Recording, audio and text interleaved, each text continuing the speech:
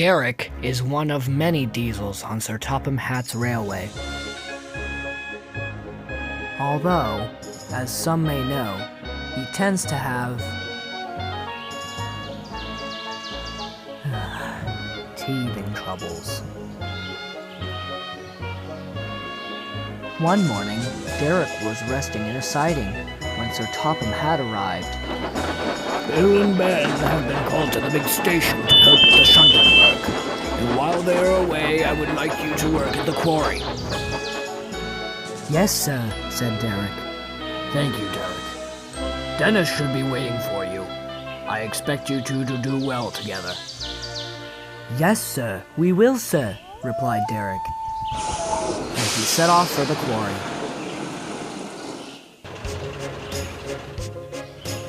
On the way, Derek became worried. He had heard of Dennis's laziness before. He could leave me to do all the work, he thought to himself worriedly. When Derek arrived at the quarry, Dennis was resting in a shed. You must be Derek, he mumbled, half asleep. Indeed, sighed Derek. Come on, Dennis, he said. These trucks won't move themselves.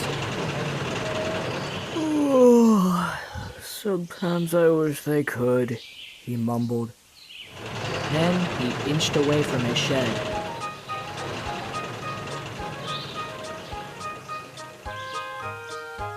Derek worked his hardest.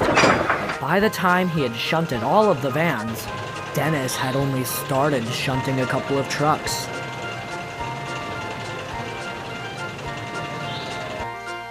Get on it, Dennis, said Derek. Percy should be here for his goods train any minute. Dennis began to feel feeble. I would, Derek, said Dennis, trying his best to sound absolutely exhausted. But these trucks, there's so much work. It was then he finally coupled the trucks to the rest of the train. Finally, he sighed, and started hurrying back to his shed.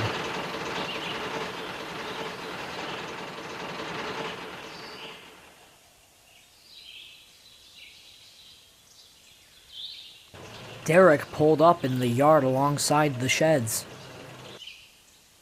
Can't you at least help me move these things? Said Derek. Said Dennis. You didn't say the magic word. Derek saw no need for argument, and instead set off to do the work himself. Little did Dennis know, his nap was going to be short-lived. As Derek prepared to move the goods train to another siding, a workman approached him. Good job, Dennis and Derek, said the workman. Percy should be here for his goods train any minute now. So, be quick about moving it. Dennis mumbled, I would, but my engine's been acting up. You know how it is, he said, opening an eye.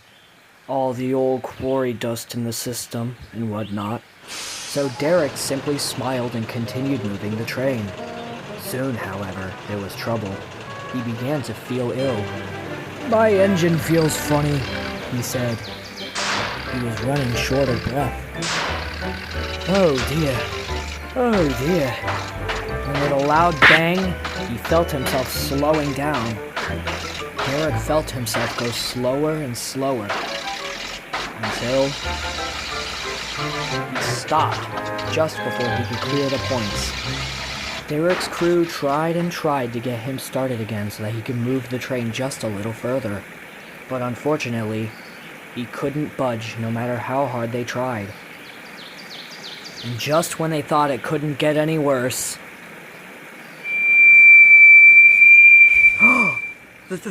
That's Percy's whistle, said Derek, alarmed.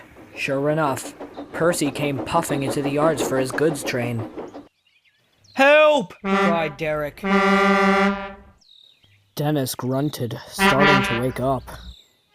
Hey, can you all keep it down out there? What the? He saw Percy quickly entering the yards, and then he saw something else. Derek! shouted Dennis, his engine roaring to life. He then raced out of the shed as fast as he could. As Percy puffed into the yard, he saw the imminent danger ahead. Woo! He whistled, trying to stop. Dennis soon buckled up to Derek's train. He started heaving furiously. Come on! Come on! The train starting to move. His wheels spun furiously against the rails as he finally moved the train out of the way. Dennis didn't stop pulling Derek's train until he was back at the yards. It was then that he finally stopped. "Is everyone okay?" he said, worriedly. Yeah, replied Derek. "I'd have been worse off if it weren't for you." "Oh, well, I did what I could for a fellow diesel," said Dennis. Once Dennis moved Derek safely out of the way, Percy came along to collect his train. He soon scampered off, the long train clanking behind him.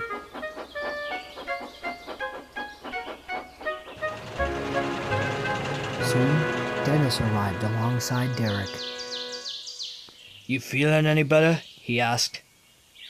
"Yes," said Derek, "I feel much better. Thank you, Dennis."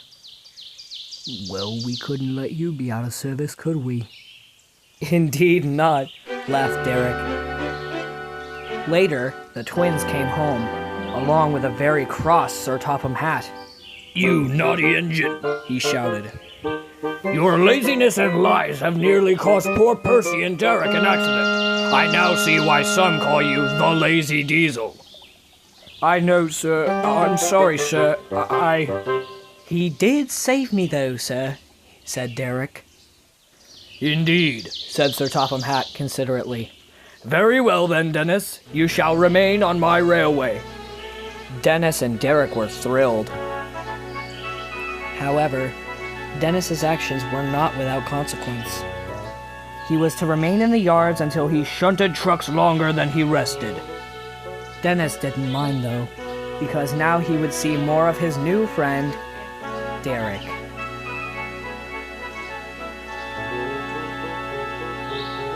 See you, Dennis. And I think that Dennis has learned his lesson and is now a really useful engine. Don't you?